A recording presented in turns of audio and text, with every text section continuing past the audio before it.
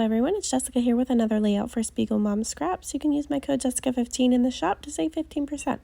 So today I'm working on my travel album again. So I've cut some papers down here by Echo Park to fit into my little travel album here. And I am using a Life Crafted album by Citrus Twist Kits. And I have cut my papers down to 5 inches by 8.25 inches, and I am going to attempt to use my hole punch, but then I realized that the page that I already had cut out over here on the left that I'm backing it to is actually pre-hole punched. I already punched the holes in them, so they're a little bit bigger. They're a different size than my hole puncher, so that's why I manually hole punch them in the end. So I've actually got a bigger photo here that I already had printed, and I think it's a 3 by 5.5 or 3.5 by 5 or something like that. So I've already got my photo printed, so I just decided to split it. So I just basically cut it not down the middle so much, but a little bit off center. So I'm going to have the main part of my photo on the left page and then a little bit on the right side as well. I went ahead and rounded the corners of my photos to give it something extra here, and then I'm going to go ahead and punch out my other holes a little bit bigger because I did use my hole puncher for that page on the right side and then realized that the holes were different sizes. So I have my cut file here that I'm going to use today. I'm actually going to make a shaker pocket out of the O from the Love Captured Mix from the shop. But to do that, I found that my shaker strips that I had here that are my 3D foam adhesive are a little bit too big, and the Big Mama tape is a little bit too big for my liking too. So I just cut this foam tape in half and I'm going to use those strips. So I'm just going to use my Nuvo glue. I've cut out a little square of acetate so that it'll be clear from my pocket there, and I've just added some Nuvo glue here and then my clear acetate, and then I'm just trimming out around the edge manually with my scissors. And then I'll go ahead and pop that up with this 3D foam tape to create that actual shaker pocket. You want to have some dimension in there to actually be able to hold your sequins so that they have lots of movement. If you have a flat pocket or don't have any foam tape in there to pop that up, then they won't move around very well.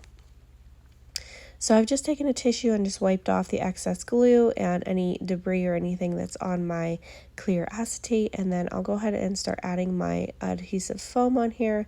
I wanted to go ahead and back my other letters first though, because I didn't want that sticky part of the adhesive foam or the dimension of that shaker pocket to mess with backing the rest of my cut file. So I'm just going to go ahead and back that now. So I'm just spreading a little bit of that Nuvo glue onto my back side of my cut file, placing that down onto my paper, and then cutting out around it with my scissors again. So I do that for both of my M's. And then I've got them both finished now. I'm going to go ahead and add that 3D foam adhesive. So I've just taken half of one of those strips that I have, and I'm just curling it around the O, making sure the whole entire thing is all closed up because you don't want any of those sequins to fall out. So I'm just adding another little strip here. It was a little bit too long, so I'm just trimming it down using the excess behind it there. And then I'm actually going to place my sequins in here now, and then I will pop up the whole rest of the cut file too, so that it's all the same dimension. So I'm just adding another little square of that clear acetate to finish off the back side of the pocket, and again trimming off the excess. I see my little blue name tag, as my son calls it, popped into the frame at the top. My son made that for me, and he says he wrote my name on it. I think he thought that I needed a little name tag on my desk like he has on his desk at school, so of course I left it on my desk. I need to actually tape it to the front of my desk. So here is my Big Mama foam tape. I have just cut some strips off, and I have popped up the rest of my cut file with it. And then I'll go ahead and stick that down to my layout. But first, I want to add a couple strips of paper to just give some pops of color on the edges here. So I've pulled out just a strip from the remaining sheet of that wood grain paper.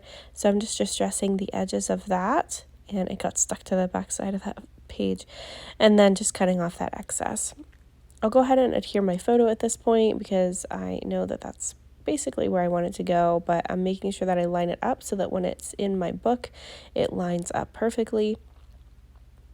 And then I will get my other side. I cut that little bear off of the, I used like one of the pocket cards from this collection that I'm using, which is I think Call of the Wild by Echo Park. And I cut that bear off of one of the pocket cards that I backed my Cutfile with because I just thought he was really cute and I could fussy cut him out and use him on something else. So I've just used a border punch on this side to just give it a little something extra with the lace design, and then just placing my Cutfile down on the page. So there's my cute little finished shaker. It's on there, and I'm just going to go ahead and reinforce my holes with this reinforcement hole punch at this point. I've chosen it's a really dark shade of blue. It's like a star design paper. It's just a scrap that I have left over from this collection as well. I've just punched some holes here with it, and I am going to go ahead and adhere those down around those circles with some more Nuvo glue. I'll speed this up so you don't have to watch me do every single one. A couple of them I had to repunch because my photo is now laying there, so I had to punch through that before I adhered these down. And then I will go ahead and do the same thing on the other side. So I mentioned before that my hole punch was different size holes, so I did have to go in and repunch those ones. So just punching out some more of these little reinforcement hole punches. I'm saying punches a lot. So I can finish those off, and then I'm going to add some stickers from my sticker sheets. I'm going to pull out a bunch from my collection as well. I have a very big camping bin. Actually, I have 2 camping bins and iris cases. So I just pulled out a bunch of sticker sheets that I have from different collections, and I'm just pulling different things together at this point. And then I pulled out this little tag from one of the die cut collections. I think it's by Echo Park actually as well. But it might not be this Call of the Wild collection, it might be a different one. But I want to add like a little charm there to the right side. So I'm going to actually add that and add some twine as well.